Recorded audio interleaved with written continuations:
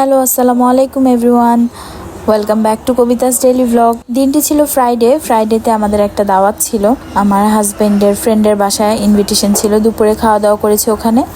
তারপর আমরা দুই ফ্যামিলি, মানে আমার ফ্যামিলি এবং আমার হাজব্যান্ডের ফ্রেন্ডের ফ্যামিলি একসঙ্গে আমরা একটু ঘুরতে গিয়েছিলাম পূর্বাচলের দিকে। পূর্বাচল তো অনেক বড় একটা এরিয়া, ওখানে না অনেক খোলামেলা জায়গা আছে, বাচ্চা কাচ্চা নিয়ে না গেলে অনেক ভালো লাগে, ফ্রেশ বাতাস, তারপর অনেক গাছপালা আছে ওখানে গেলে। ওর বাচ্চা মানে আমার হামদানও একটু খেলাধুলা করে, দৌড়াদৌড়ি করে, এগুলো না ভালো লাগে। দুপুরে দাওয়াত থাকায় আমরা 12:30টার মধ্যেই বের হয়ে গিয়েছিলাম। রাস্তায় নামাজের সময় হয়ে যাওয়ায় হামদানের বাবা নামাজ পড়ে নিচ্ছে, আমি আর রুতবা গাড়িতে অপেক্ষা করছিলাম।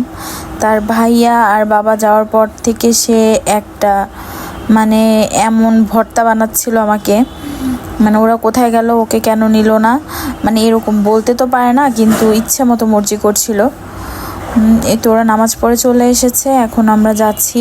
রাস্তায় বেশি জ্যাম না থাকায় আমাদের পৌঁছাতে বেশি সময় লাগেনি, আমরা পৌঁছে গেছি। ভাবির বাসায় যাওয়ার পর তো দেখলাম ভাবির বাসাটা মাশাআল্লাহ অনেক সুন্দর। ওভারঅল আমার কাছে খুবই ভালো লেগেছে, কিন্তু সিকিউরিটি পারপাসের কারণে আমি ভিডিও করিনি। আমারও কেন যেন একটু মানে আমার একটু আনইজি ফিল হয়, মানে যা কথায় আমার পার্সোনালি এটা ভালো লাগে না যে কারো পারমিশন ছাড়া কারো বাসা বা ব্যক্তিগত জিনিসগুলো আমি শো করব।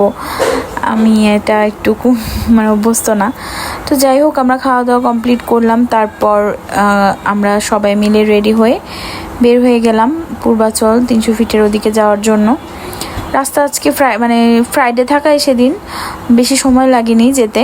আমরা সবসময় যে জায়গাটায় যাই সেখানে এবার যাইনি, এবার গিয়েছিলাম অনেক ভিতরের দিকে। এক্স্যাক্ট লোকেশনটা আমি বলতে পারবো না, কিন্তু জায়গাটা এত সুন্দর, একটা নদী ছিল, তারপর ওখানে অনেক সুন্দর গাছপালা, মানে খুবই ভালো লেগেছিল।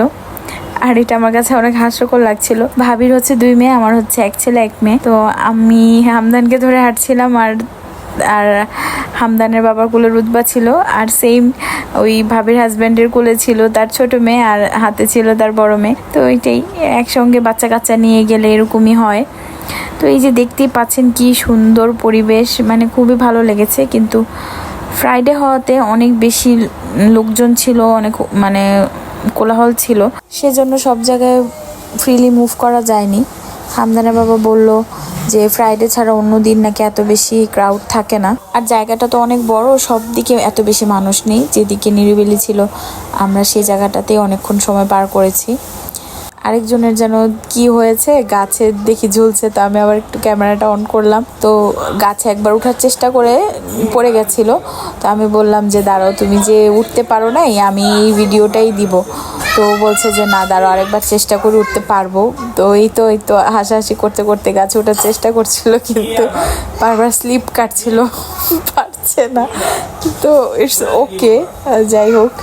তো ওই যে হামদান আর ওর নাম হচ্ছে নাইজা, পুরোটা সময় ওরা একসঙ্গে অনেক খেলাধুলা করেছে। তারপর দেখেন গাছ থেকে তো সবসময় শাকচুন্নি নামতে দেখেছেন, আজকে কি মনে হচ্ছে এটা কে?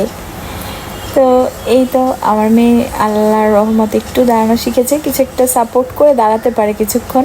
বাচ্চাদের নিয়ে বাইরে যাওয়ার পর গার্ডিয়ানদের একটু কষ্ট হলেও ওরা যে এনজয় করে না, সেটাতে অনেক শান্তি। ওদের খেলাধুলা করতে দেখলে কিন্তু অনেক ভালো লাগে। তারপর আমরা এখানে কিছুক্ষণ ঘোরাঘুরি করে গিয়েছিলাম পূর্বাচল হাঁসের মাংস খেতে। এর মধ্যে আমার মেয়েকে আমি খাইয়ে ড্রেস চেঞ্জ করে দিয়েছিলাম গাড়িতেই। আবার অর্ডার করার পর দেখি হামদান চেয়ারে বসে ঝিমছিল, ওকে একটু কোলে নিলাম, আর ওই চেয়ারের মধ্যেই আমার কোলে শুয়ে ঘুমিয়ে গেছে। তারপর খাওয়া দাওয়া করে আমরা চলে গেলাম বাসায় গিয়ে এই তো এখন যে ক্লিপটা দেখতে পাবেন সেটা হচ্ছে আজকে দুপুরে রান্না করেছিলাম লাউ দিয়ে চিংড়ি মাছ আর লাল শাক। আর এই তো রুতবাকে রেডি করেছি, সন্ধ্যার পর নানুর বাসায় যাব। তো আজকের মধ্যে এখানেই শেষ। আসসালামু আলাইকুম।